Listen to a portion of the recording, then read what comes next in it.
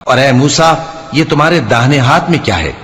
انہوں نے کہا یہ میری لاٹھی ہے، اس پر میں ٹیک لگاتا ہوں اور اس سے اپنی بکریوں کے لیے پتے جھاڑتا ہوں، اور اس میں میرے اور بھی کئی فائدے ہیں۔ فرمایا کہ موسیٰ اسے زمین پر ڈال دو، تو انہوں نے اس کو ڈال دیا اور وہ یکا یک سانپ بن کر دوڑنے لگا۔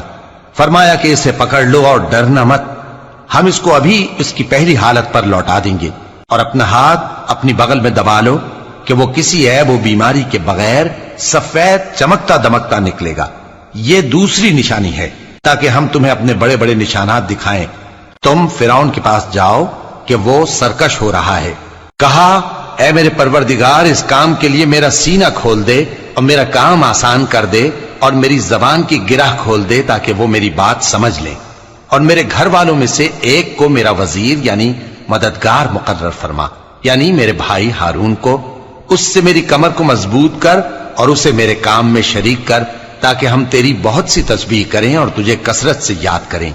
تو ہم کو ہر حال میں دیکھ رہا ہے۔